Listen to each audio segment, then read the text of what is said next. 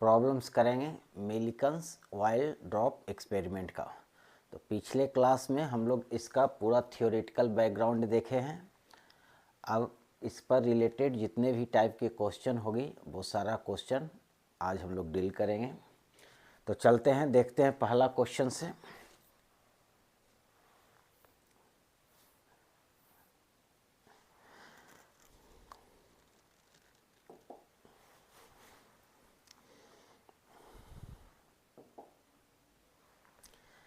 इसका पहला क्वेश्चन है, in Millikan experiment the tiny while drop are situated between two charged horizontal plates producing field E. It is found that the while drops get electrically charged. Which of the following statement is wrong? कह रहा है कि Millikan's while drop experiment में एक tiny oil drop are situated, means a Millikan drop का setup है। इस setup में इस होल से एक छोटा सा एक टाइनी वाइल ड्रॉप जो है दोनों प्लेट के बीच में है। टू चार्ज्ड हॉरिजेंटल प्लेट, तो हम लोग जो चार्ज प्लेट करते थे तो एक का पॉजिटिव दूसरे का नेगेटिव, मीन्स ऊपर पॉजिटिव चार्ज होता था और नीचे प्लेट पर नेगेटिव चार्ज रखते थे। फिर इसको कहना है कि इसमें से कौन सा स्टेटमेंट गलत है। तो पहला है कि the atomiser breaks the oil into droplets, ये तो सही है। यहाँ से जब इसको प्रेस करते हैं तो यहाँ जो ड्रॉप आता है एटम के साइज में आता है, छोटे छोटे बूंद में आता है जो एटॉमिक साइज के बराबर होता है, इसलिए इसका नाम एटमाइजर है। तो कह रहा है कि atomiser breaks the oil into droplets, तो इसमें जितने भी ऑयल है उसको ड्रॉप के फॉर्म में स्प्रे करता है। इसका मतलब ये तो सही है, ए रॉन्ग स्टेटमेंट नहीं है। दूसरा कह रहा the oil drop get charged because it is in an electric field. कह रहा कि ए ऑयल ड्रॉप पर चार्ज आ जाएगा, किसके कारण है? दोनों प्लेट के बीच के इलेक्ट्रिक फील्ड के कारण। ये गलत है, क्योंकि ऑयल पर चार्ज इलेक्ट्रिक फील्ड के कारण नहीं आता है।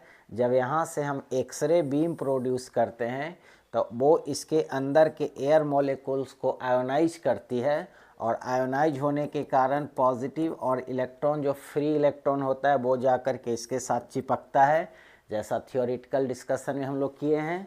तो इस पर जो इलेक्ट्रॉन या प्रोटॉन का चिपकना होता है वो एयर आयोनाइज्ड एयर के कारण होता है। इलेक्ट्रिक फील्ड सिर्फ इसको बैलेंस करता है, इलेक्ट्रिक फील्ड का फोर्स इसके वेट को बैलेंस करता है।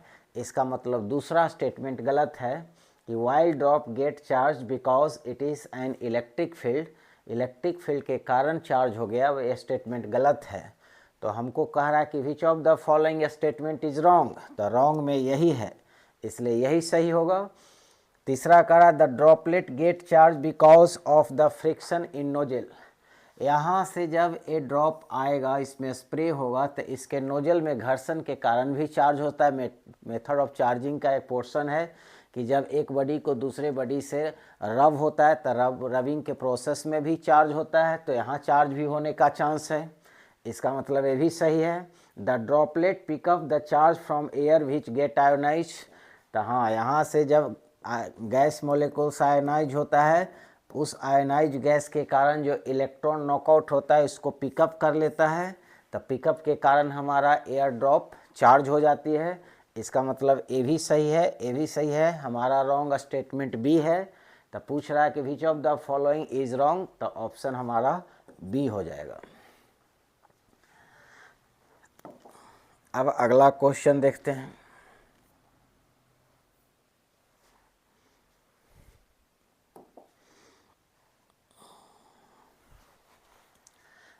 अगला क्वेश्चन है, in Millikan oil drop experiment and oil drop of radius r and charge q is held in equilibrium between the plates of parallel plate capacitor when the potential difference is V. To keep the drop of radius 2r of charge 2q in equilibrium, the plate of the potential difference required is what? कह रहा है कि ये दोनों plate है, एक positive plate है, negative plate है। तो इस पर पॉजिटिव चार्ज होगा और इस पर हमारा निगेटिव चार्ज होगा। ये दोनों के बीच एक इलेक्ट्रिक फील्ड चलेगी। ये दोनों प्लेट के बीच का डिस्टेंस को हम अगर d मानते हैं तो v बराबर होगा E into D, electric field into distance between the plate, means electric field equal to potential difference between the plate divided by the separation between the plate. जब ये दोनों प्लेट के बीच एक हमारा वाइल ड्रॉप सस्पेंडेड है तो इसका कह रहा है कि रेडियस r है, चार्ज q है, मीन्स ये जो हमारा ड्रॉप है उसका रेडियस r है, इसका रेडियस r, ये r रेडियस का ड्रॉप है जिस पर चार्ज q है।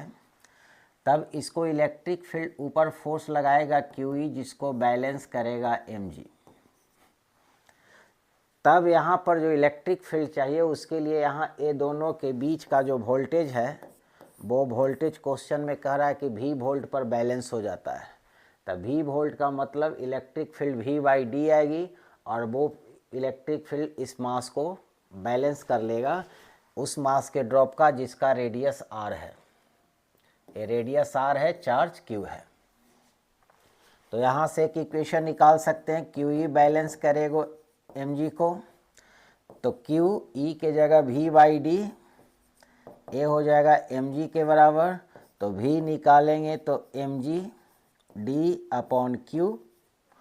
यहाँ पर मास ऑफ ड्रॉप निकाल सकते हैं, इसका मास ड्रॉप का होगा volume 4/3 pi r cube into density of oil. तो यहाँ से निकल जाएगा m के जगह 4/3 pi r cube density of oil into d between the separation between the plate divided by acceleration due to gravity. ये इक्वेशन नंबर हमारा first हो जाएगा। दूसरा क्या होगा?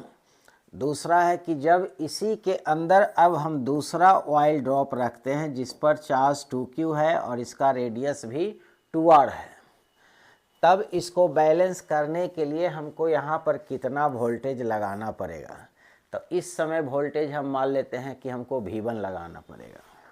तो V1 वोल्टेज लगाने पर इस पर एक अलग इलेक्ट्रिक फील्ड आएगा, क्योंकि इलेक्ट्रिक फील्ड होता है पोटेंशियल डिफरेंस बटा सेपरेशन बिटवीन द प्लेट।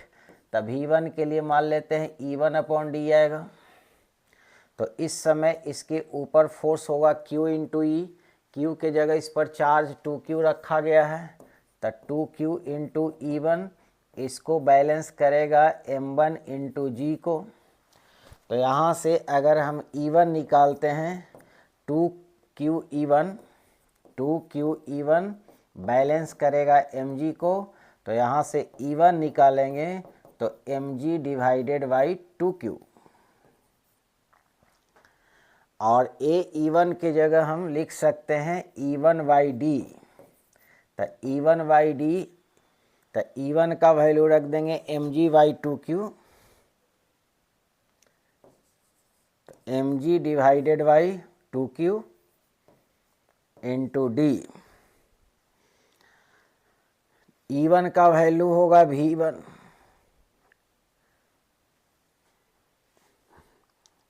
तो E1 के जगह हम लिखेंगे V1 इंटू डी। सॉरी, यहाँ से थोड़ा गलत हो रहा है। ये जो दूसरा ड्रॉप है जिस पर हमारा चार्ज है 2q, तो ऊपर फोर्स लगेगा QE के जगह 2QE1 डिवाइडेड बाई mg। तो इसका मास m1 इंटू जी मानते हैं। तो जब बैलेंस करेगा तो 2QE1 ए बैलेंस हो जाएगा mg के बराबर। तो यहाँ से अगर E1 निकालेंगे तो mg divided by 2q। E1 A voltage V1, तो V बराबर होता है ED। तो यहाँ से E निकालते हैं तो V बाई डी। तो यहाँ पर हम लिख सकते हैं voltage V1 upon D is equal to mg upon 2q। तो यहाँ से अगर V1 निकालें तो m1g हो जाएगा upon 2q multiplied by D. तो यहाँ से V1 निकाले तो M1 का मास निकाल लेंगे तो 4/3 पाई RQ। तो पहले वाला ऑयल का रेडियस R था, अब ऑयल का रेडियस 2R है, तब वॉल्यूम में 4 पाई RQ, R के जगह 2RQ, तो इसको हम लिख सकते हैं 8RQ और इंटू G और into D divided by 2 into Q। ये इक्वेशन नंबर 2 है। अब जब हम ये दोनों इक्वेशन को डिवाइड कर दें, इक्वेशन फर्स्ट को सेकेंड से डिवाइड कर दें,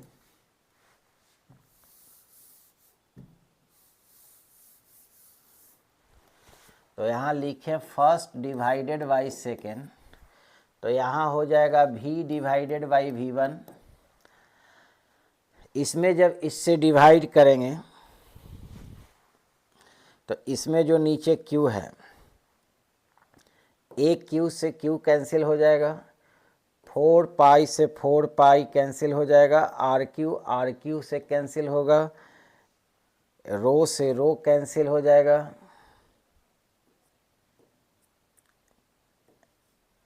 और G से G कैंसिल हो जाएगा। तो V/V1 में यहाँ से डिवाइड करेंगे तो ऊपर में 2 बचेगा, नीचे में 8 बचेगा। तो यहाँ से V1 निकालेंगे तब 4V के बराबर होगा।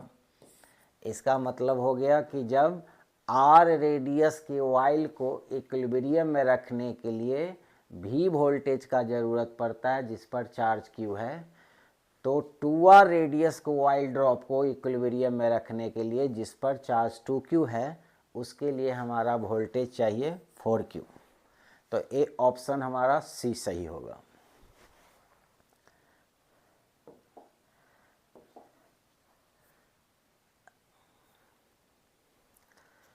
अब अगला क्वेश्चन देखते हैं।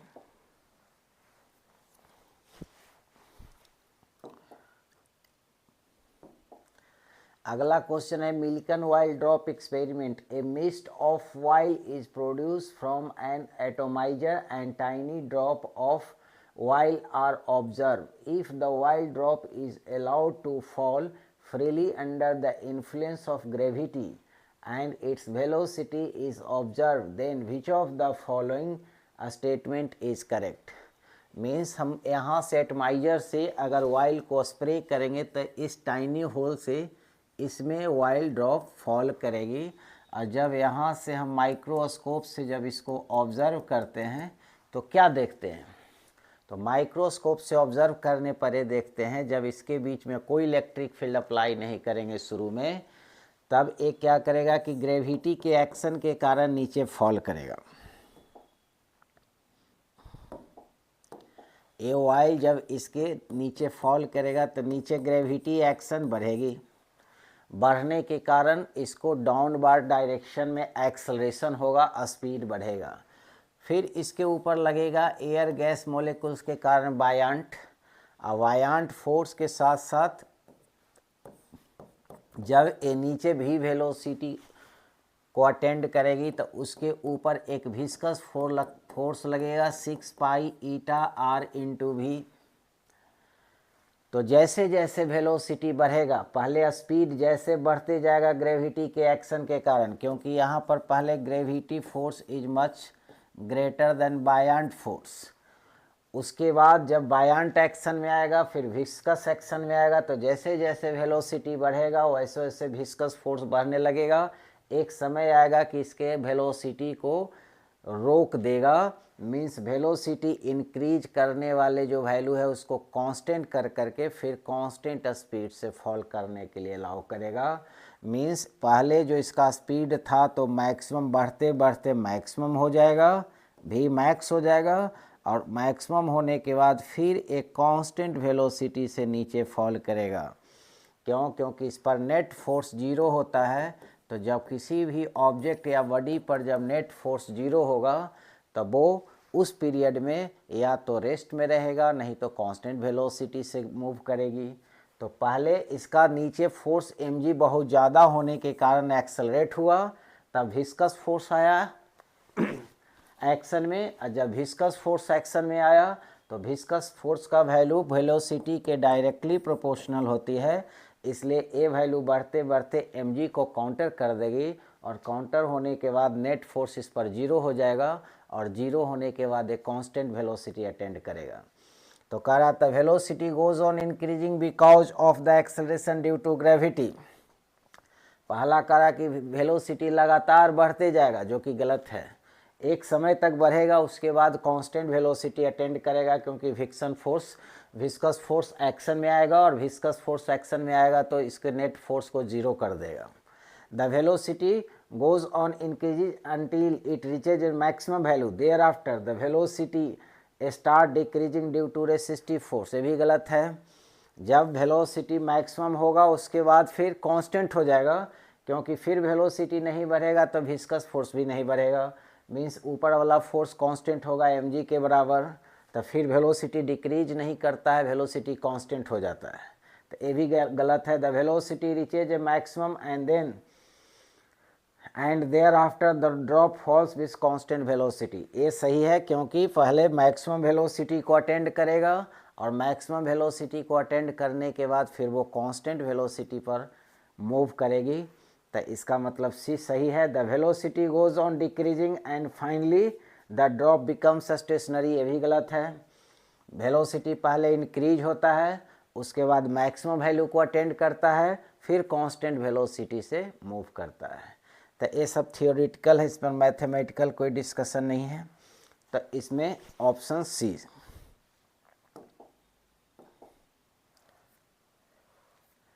अब अगला क्वेश्चन है, अगला क्वेश्चन इसमें है which of the following factors determine the extent of deflection of electrons in Millikan's experiment. Millikan's experiment जब होता है, इसमें वाइल्ड ड्रॉप जो होता है, तो इसमें किसके कारण डिफ्लेक्शन होता है? The charge on an electron. तो इलेक्ट्रॉन पर चार्ज होने के कारण इसमें डिफ्लेक्शन होता है, क्योंकि ऊपर में एक फोर्स लगता है Q. Mass of an electron, electron के मास के कारण भी डिफ्लेक्शन होता है, क्योंकि नीचे एक फोर्स लगता है mg।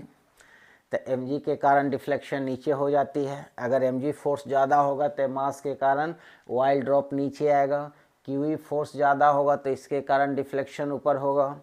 Electric and magnetic field strength, जब इलेक्ट्रिक फील्ड होगा और मैग्नेटिक फील्ड होगा तो उसके कारण चार्ज पार्टिकल में डिफ्लेक्शन होता है। जैसे कि पहले हम लोग पढ़े हैं जे थॉम्सन का कैथोड रेज एक्सपेरिमेंट में, कि कोई भी चार्ज पार्टिकल रहता है तो उसको इलेक्ट्रिक फील्ड और मैग्नेटिक फील्ड डिफ्लेक्ट करती है, तो ये डिफ्लेक्शन होगा।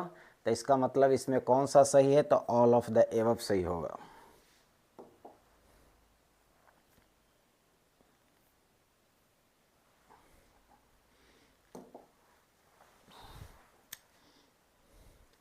अगला क्वेश्चन है what kind of rays are were use to irradiate the air between the plates. Means ये दोनों प्लेट के बीच जो एयर मोलेकुल्स है उसको आयोनाइज करने के लिए कौन सी रेज को यूज करते हैं? तो ये ऑलरेडी पढ़े हुए हैं कि इसमें एक्सरे यूज करते हैं। एक्सरे गन यहाँ से फायर करते हैं तो इसके अंदर जितने भी एयर मोलेकुल्स है वो सब आयोनाइज हो जाती है। एक प्लस और इलेक्ट्रॉन के फॉर्म में इलेक्ट्रॉन बाहर नॉकआउट कर देती है, और यही इलेक्ट्रॉन हमारे ऑयल पर जा कर के चिपक जाता है, और इसी से हमको इलेक्ट्रिक फील्ड, बायॉन्ट फोर्स और ग्रेविटेशनल फोर्स के साथ साथ विस्कस फोर्स को बैलेंस कर करके इस पर इलेक्ट्रॉन का चार्ज निकालते हैं। तो इस गैस को आयोनाइज करने में जो हम लोग रेस यूज करते हैं वो एक्सरे यूज करते हैं, क्योंकि इसका वेवलेंथ शॉर्ट वेवलेंथ का होता है। शॉर्ट वेवलेंथ के होने के कारण इसकी एनर्जी एनर्जी मैक्सिमम होती है, और ये एनर्जी हम लोग जानते हैं hc/λ। वेवलेंथ छोटा तो इसका एनर्जी ज़्यादा, और ज़्यादा एनर्जी होने के कारण ये एयर गैस मोलेकुल्स को आयोनाइज कर देता है। तो मिल्कन साहब ने एक्सरे से ही गैस मोलेकुल्स को आयोनाइज किए थे। तो ये ऑप्शन इसका बी सही है।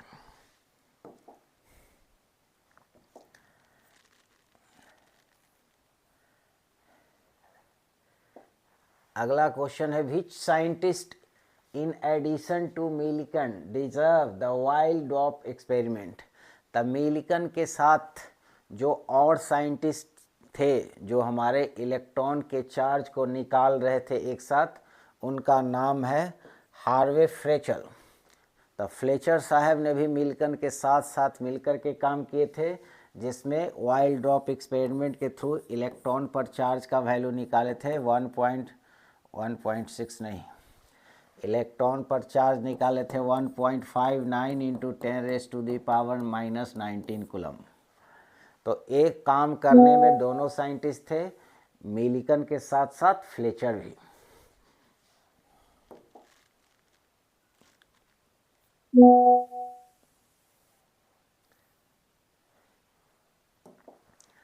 अगला क्वेश्चन है the charge on an oil drop in Millikan oil drop experiment is calculated to be 11.2 into 10⁻⁻19 coulomb.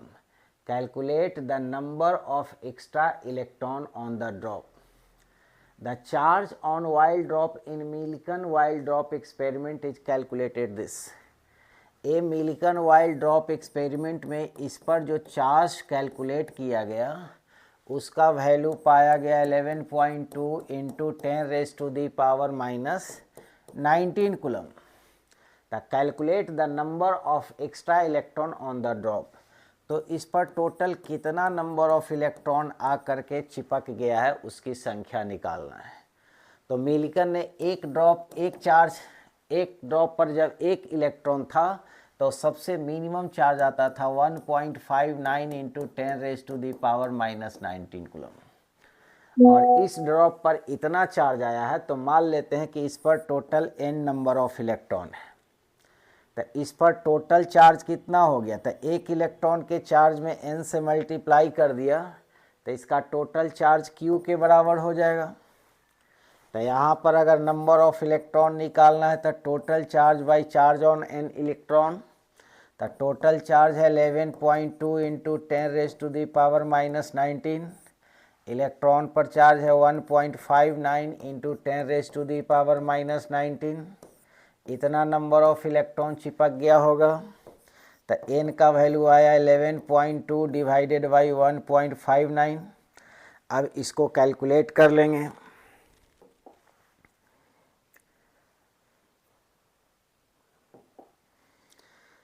तो 11.2 डिवाइडेड बाई 1.59,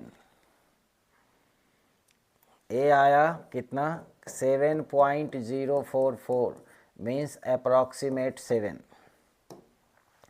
इसका मतलब इस पर टोटल 7 इलेक्ट्रॉन चिपक गया था। तो इसका आंसर होगा answer equal to 7 electrons, means जिस वाइल पर चार्ज 11.2 इंटू 10⁻⁻19 कूलम आया था मिलिकन वाइल ड्रॉप एक्सपेरिमेंट में, उस पर टोटल नंबर ऑफ इलेक्ट्रॉन जो चिपका था वो 7।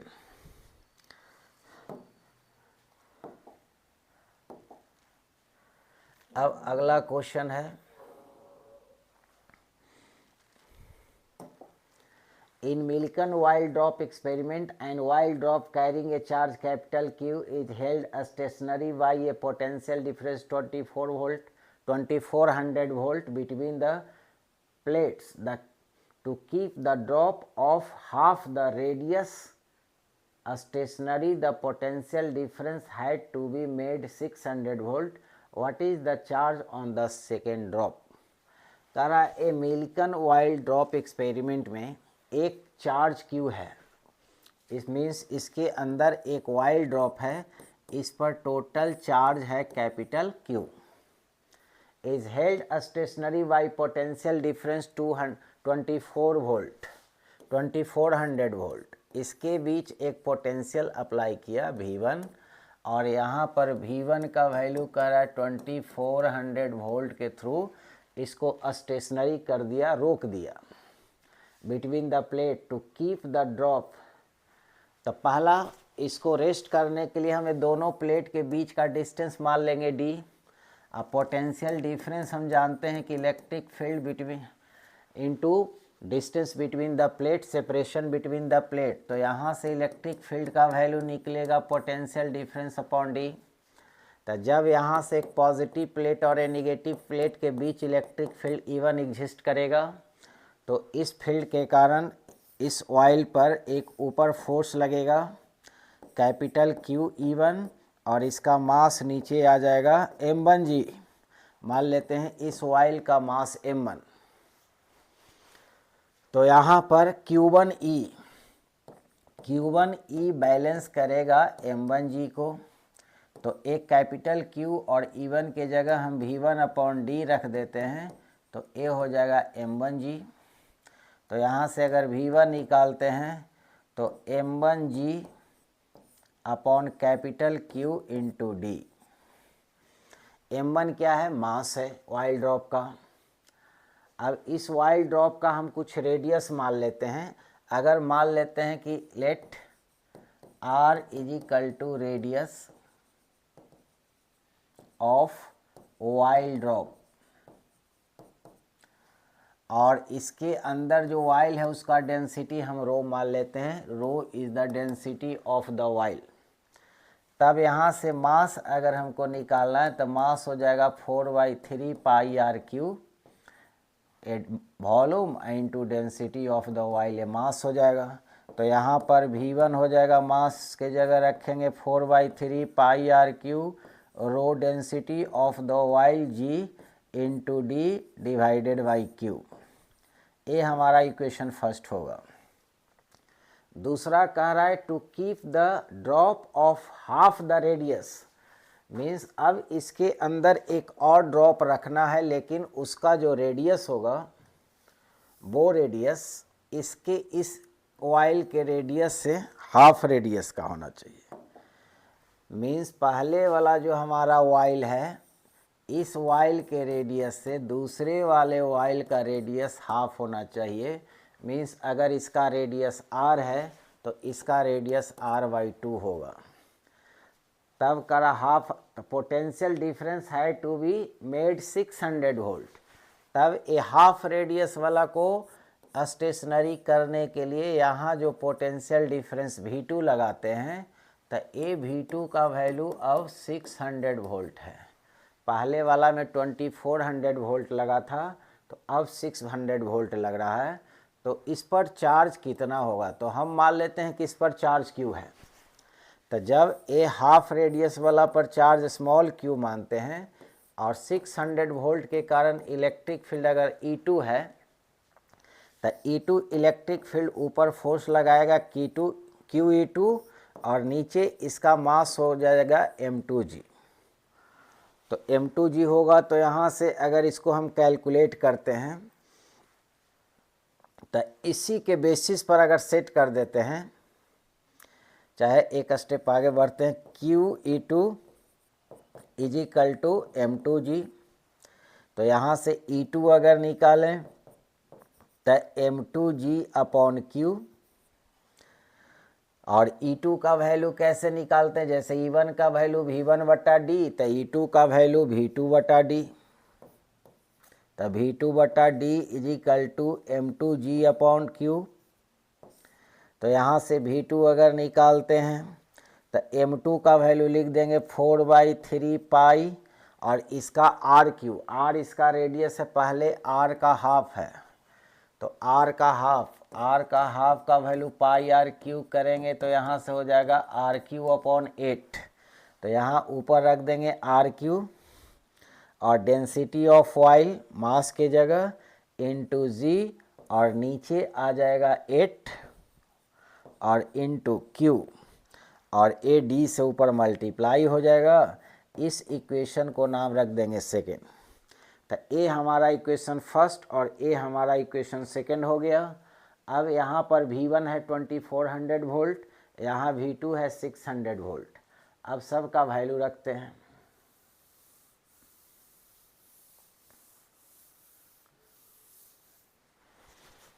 तो यहाँ फर्स्ट में सेकेंड से डिवाइड करेंगे, तो V1 डिवाइडेड बाई V2 करते हैं। तो यहाँ डिवाइड करेंगे इससे, तो A 4/3 3 pi r cube, 4/3 pi r cube, rho of the oil, g से जी कैंसिल, डी से डी कैंसिल, ये बच गया V1 बचा, ऊपर में 1/Q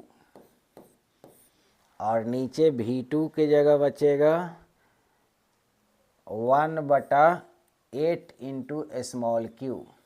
इसको कैलकुलेट करेंगे तो capital 8 into small q divided by capital Q। अब V1 का वैल्यू यहाँ से रखना है 2400 वोल्ट, V2 का वैल्यू 600 वोल्ट, तो 8 into small q by capital Q। अब इसको कैलकुलेट कर लेना है, तो यहाँ से कैंसिल कर देते हैं 4 से, तो यहाँ से स्मॉल q आ जाएगा 4 into capital Q by 8 means capital Q by 2। Means उस समय चार्ज जो होगा ड्रॉप पर वो कैपिटल Q बाई 2 होगा। मीन्स कैपिटल Q चार्ज को स्टेशनरी करने के लिए, दोनों प्लेट के बीच स्टेशनरी करने के लिए अगर 2400 वोल्ट हमको बैटरी का ज़रूरत पड़ेगा, तो 600 वोल्ट पर इसके ड्रॉप के हाफ रेडियस के ड्रॉप को बैलेंस करने के लिए अगर 600 वोल्ट का ज़रूरत पड़ेगा, तो उस वाइल के ऊपर चार्ज का वैल्यू होना चाहिए Q/2 मीन्स इसके Q का हाफ। तो ये हमारा ऑप्शन सी सही होगा।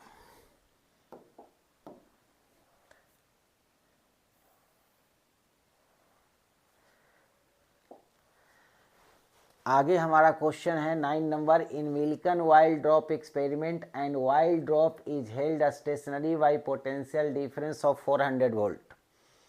If another drop of double the radius but carrying same charge is to be held stationary, find the potential difference required। कह रहा है मिल्कन वाइल ड्रॉप एक्सपेरिमेंट में and while is held by A potential difference 400 volt.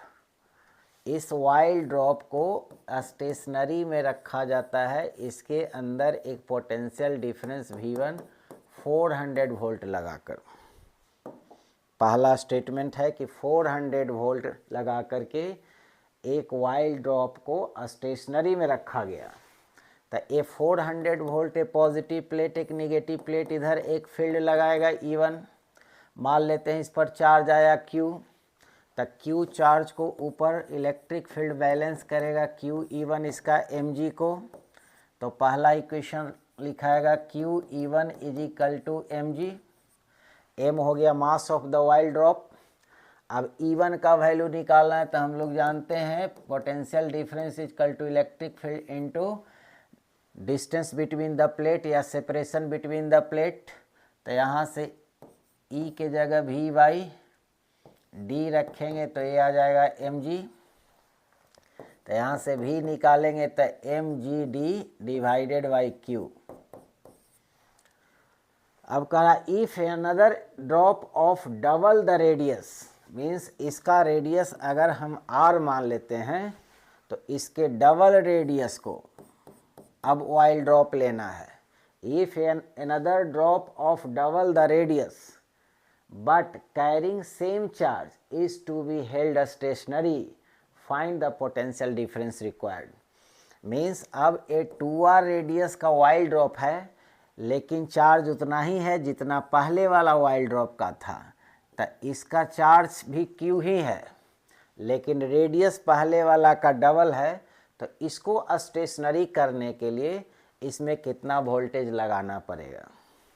तो पहले इसको एक step हम और बढ़ा देते हैं। V इज इक्वल टू, पहले इसका मास ले लेते हैं, volume 4/3 pi r cube into density of oil into D into G divided by Q।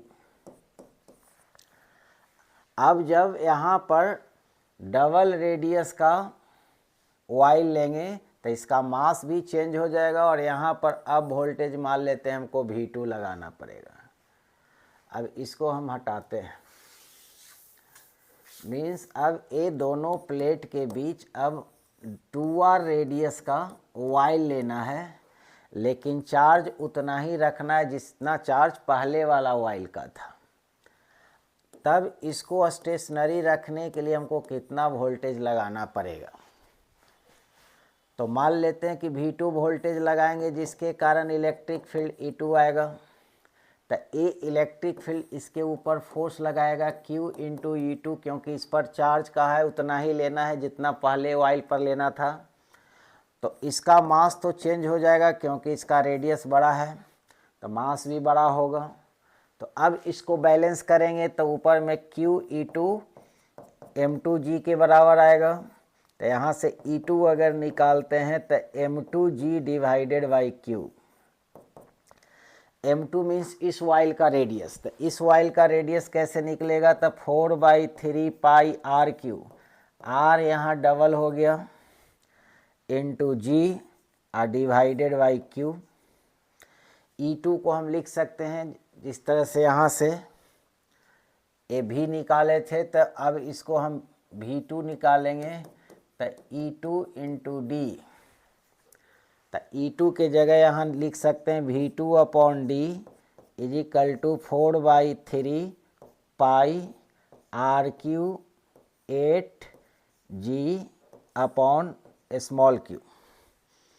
एक स्टेप और इसको कैलकुलेट करते हैं तो लिख सकते हैं कि V2 is equal to D से यहाँ मल्टीप्लाई करेंगे तो 4/3 pi RQ 8G into D divided by Q। A equation second. अब हम फर्स्ट और सेकेंड को डिवाइड करेंगे, means first divided by second करते हैं। तो फर्स्ट में सेकेंड से डिवाइड करते हैं तो फर्स्ट में ऊपर में V है, सेकेंड में हम माने हैं, सेकेंड में V2 माने हैं। तो फर्स्ट और सेकेंड में डिवाइड करने के बाद फर्स्ट में आया 4/3 पाई RQ, ये तो सेकेंड में। फर्स्ट में 4/3 पाई RQ, तो 4/3 पाई RQ ये कैंसिल हो जाएगा। डेंसिटी ऑफ ऑयल, इसमें भी डेंसिटी ऑफ ऑयल होगा 4/3, यहाँ भी डेंसिटी ऑफ ऑयल आएगा, volume into density. A density of oil cancel, उसके बाद D से D कैंसिल, G से G कैंसिल, तो यहाँ पर बच जाएगा ऊपर वाला में 1/Q और इसमें बच जाएगा 8/Q। तो V/V2 is equal to a Q से Q कैंसिल हो जाएगा तो 1/8 होगा। पहले वाला को स्टॉप करने के लिए, स्टेशनरी करने के लिए 400 वोल्ट कह रहा है, तो 1/8। तो उस समय अब दूसरे वाला को स्टॉप करने के लिए कितना वोल्ट चाहिए, तो V2 निकालेंगे तो 8 इंटू 400, इसका मतलब 3200 वोल्ट चाहिए। तो if another drop of double radius both carrying same charge is to be held stationary, find the potential difference required। Means अगर पहले जो R रेडियस के ड्रॉपलेट को रोकने में, स्टेशनरी करने में 400 वोल्ट का पोटेंशियल का ज़रूरत पड़ता था, तो अगर 2R रेडियस का ड्रॉप को स्टेशनरी करना है तो इस समय जो पोटेंशियल का हमको ज़रूरत पड़ेगा वो 3200 वोल्ट का पड़ेगा। तो 3200 वोल्ट इसका आंसर हो गया।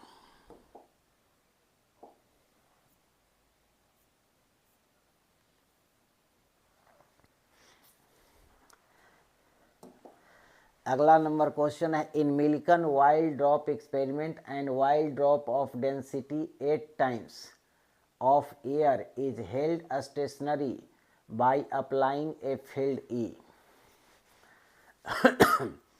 इसमें जो वाइल है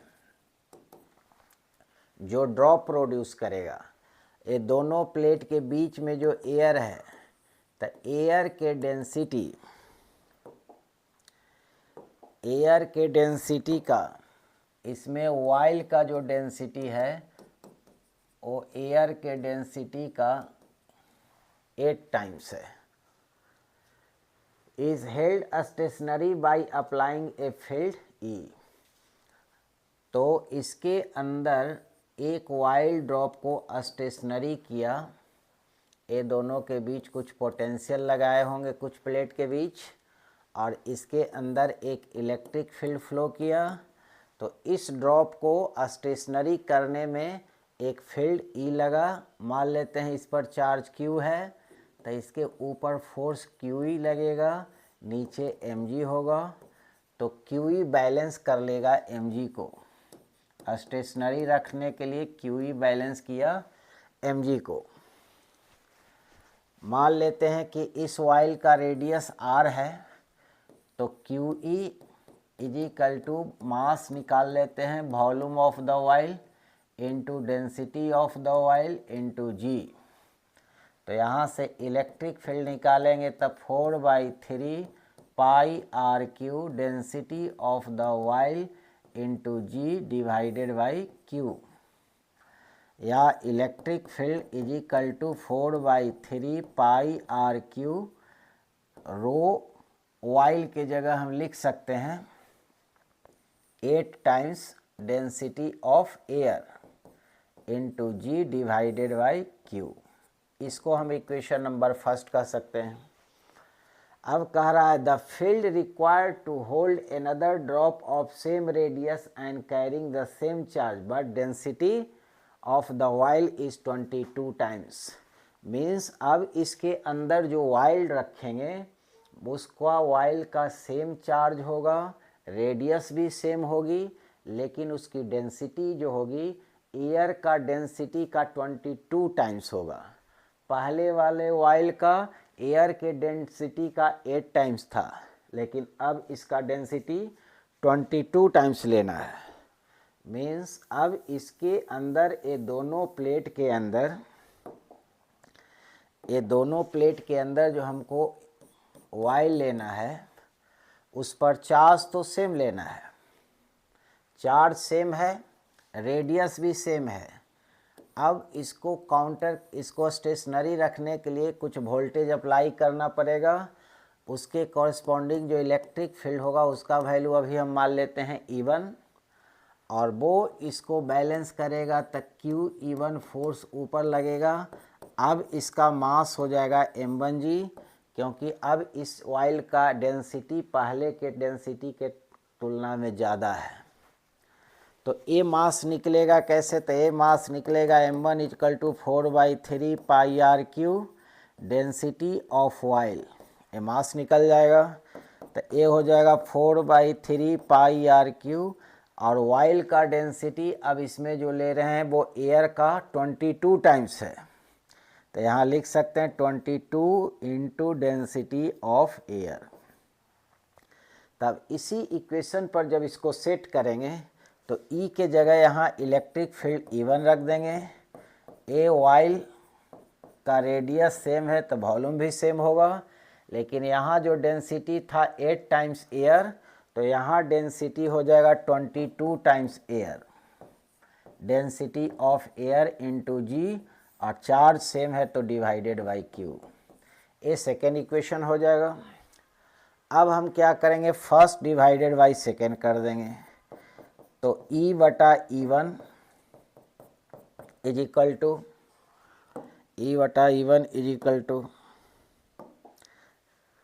डिवाइड करेंगे तो A 4/3 pi r cube, 4/3 pi r cube cancel, rho of air G cancel, Q से क्यू कैंसिल, तो ऊपर बचेगा 8 और नीचे बचेगा 22।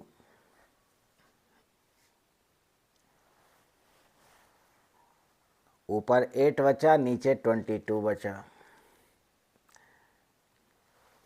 तब ये तो कंप्लीट कैंसिल होगा नहीं, तो यहाँ से अगर E1 निकालते हैं तो 22 E/8,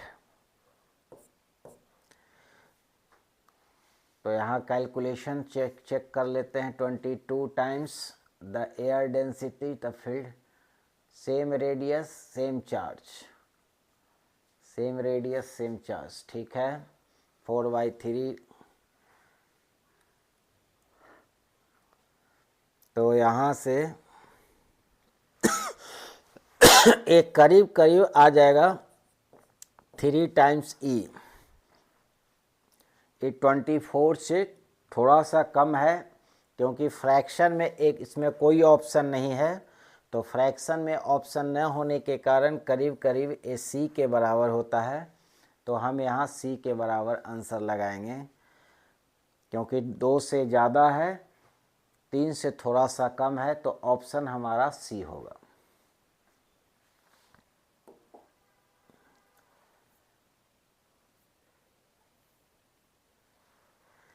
अगला क्वेश्चन है,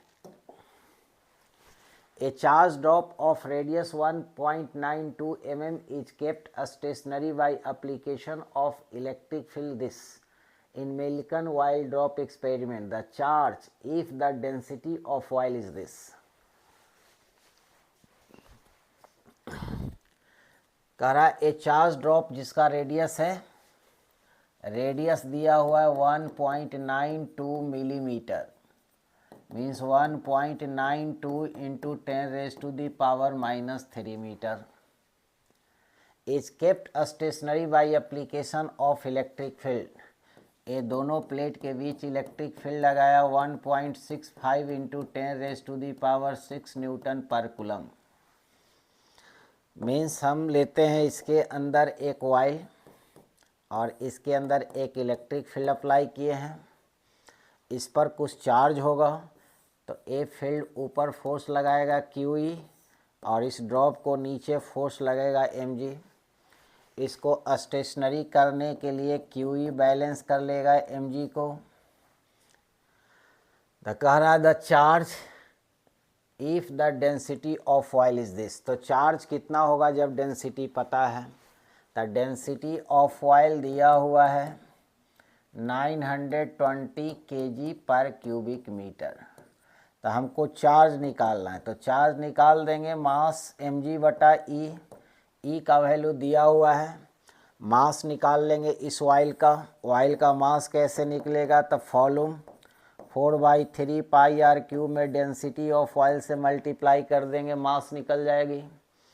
तो चार्ज निकालने के लिए मास का वैल्यू रखेंगे 4/3 πr³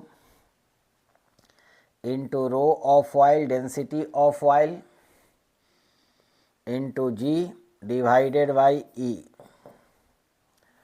अब यहाँ इलेक्ट्रिक फील्ड का वैल्यू, ऑयल डेंसिटी पता है, तो सब का वैल्यू रख देते हैं। तो यहाँ से इसी जगह कैलकुलेट कर देते हैं। Q = 4 पाई का वैल्यू 3.14 इंटू R, रेडियस है 1.92 का पावर 3 और मिलीमीटर में है तो 10⁻³ का पावर 3, तो इसको हम बाहर कर देते हैं 10⁻⁻⁹। ये R हो गया। डेंसिटी ऑफ ऑयल दिया हुआ है 920, तो 920 kg। G का वैल्यू 10 ले लेते हैं, नहीं तो 9.8 ले लेंगे, और डिवाइडेड बाई नीचे इलेक्ट्रिक फील्ड है, तो इलेक्ट्रिक फील्ड का वैल्यू है 1.65 इंटू 10⁻⁶। अब इसको कैलकुलेट कर लेंगे, कैलकुलेटर निकाल लेते हैं। तो पहले करते हैं 4 इंटू 3.14, फिर है 1 इंटू 1.92, इसका पावर है 3, power 3 is equal to 88.89 into करते हैं 920 इज इक्वल टू इतना वैल्यू आया into 9.8 into 9.8 is equal to this, और यहाँ 4/3 तक नीचे 3 भी रहेगा। तो अब यहाँ डिवाइडेड बाई करते हैं 3, फिर डिवाइडेड बाई होगा 1.65,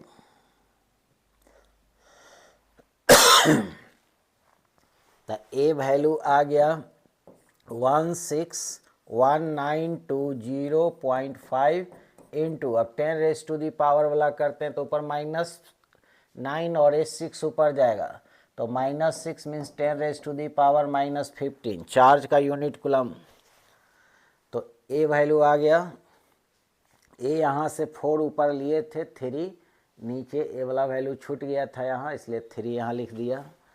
अब इसको आंसर मिलाने के लिए 1619 के राउंड फिगर में बी आ रहा है, यहाँ 10⁻⁻19, तो यहाँ पर से डेसिमल जो यहाँ पर है वो 4 पॉइंट यहाँ शिफ्ट कर देंगे, तो 16.19205, तो 4 पॉइंट डेसिमल शिफ्ट किया, तब यहाँ पर 4 पावर और माइनस में ऐड होगा, तो -19 कूलम, तो 16.19, तो 16.1 राउंडिंग में इसको 2 बना देंगे, तो 2 बना देंगे राउंडिंग जब सिग्निफिकेंट फिगर पर काम करेंगे, तब ए वैल्यू करीब आ जाएगा 6.2 into 10⁻⁻19 coulomb, means option B हमारा आंसर होगा। तो आज हम लोग मिलिकन्स ड्रॉप एक्सपेरिमेंट का टोटल 11 क्वेश्चन किए हैं, और इस पर इसी टाइप का क्वेश्चन रहता है, इससे ज़्यादा कोई इसका रॉकेट साइंस नहीं है, इसलिए इतना सफिशिएंट है। अब हम अगले क्लास में न्यूट्रॉन का हम लोग डिस्कवरी करेंगे और उस पर सारा थीसिस लेक्चर करेंगे। बस आज इतना ही। Thank you.